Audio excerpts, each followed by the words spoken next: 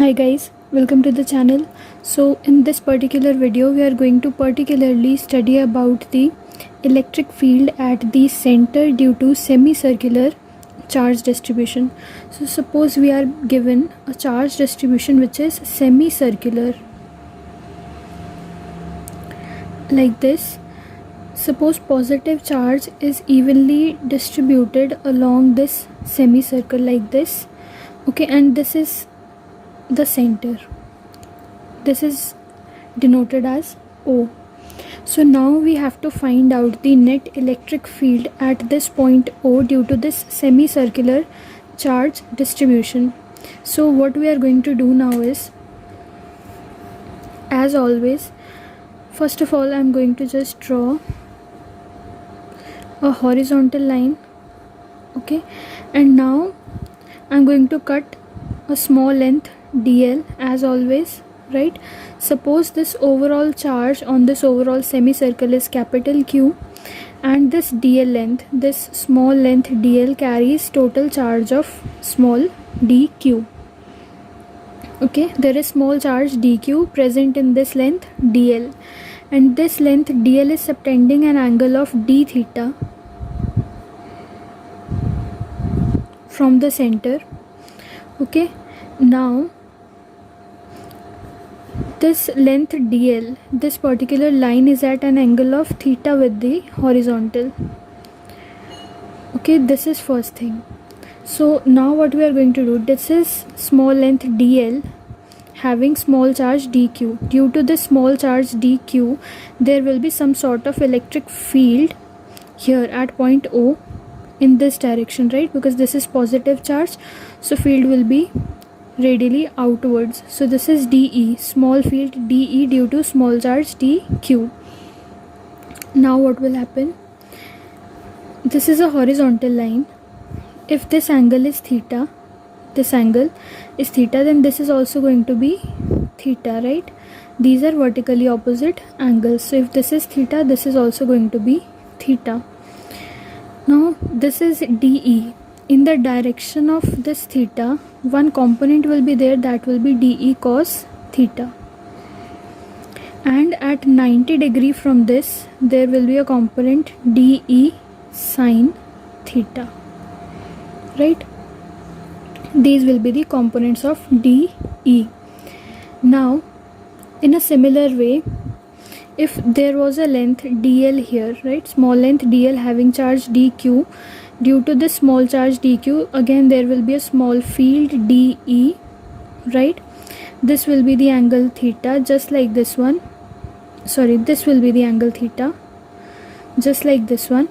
In the direction of theta, there will be a component of dE cos theta, and at 90 degree there will be a component dE sin theta. This we have done earlier also, right? These type of things we have done earlier also.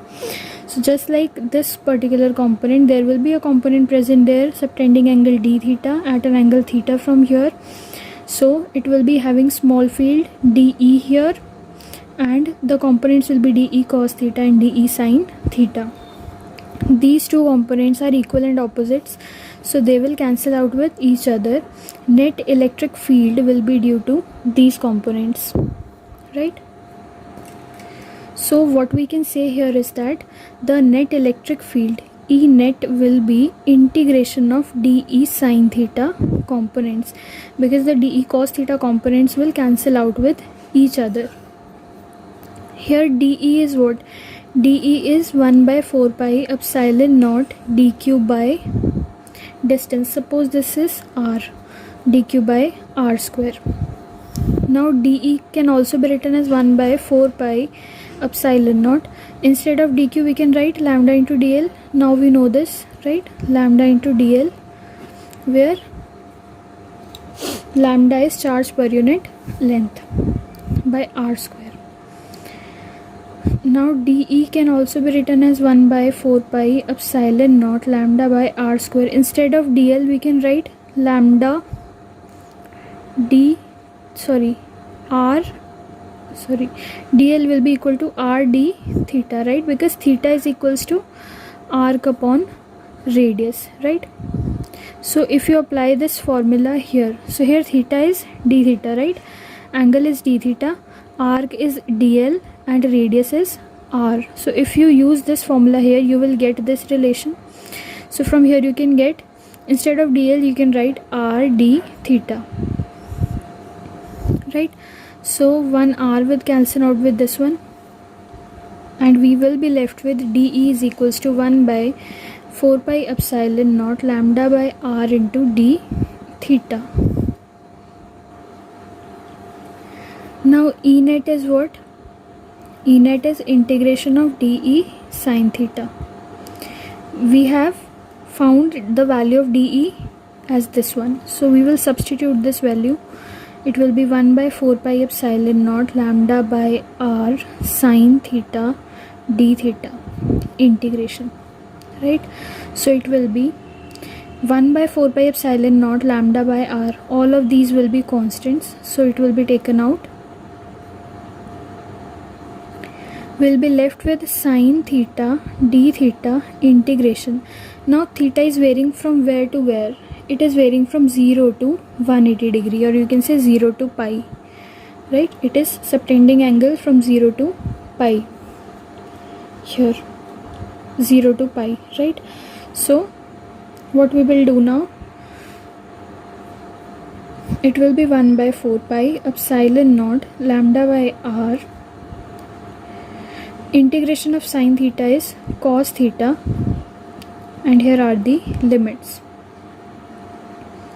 So it will be, E net will be 1 by 4 pi epsilon naught lambda by r cos of pi minus cos of 0, right?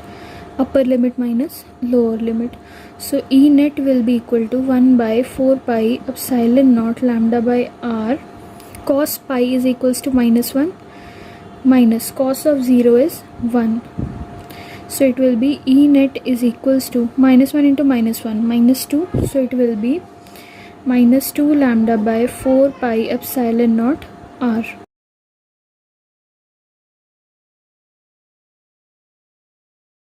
This minus should not be there, so we have mistaken somewhere. Yes, integration of sine theta is not cos theta, it is minus of cos theta.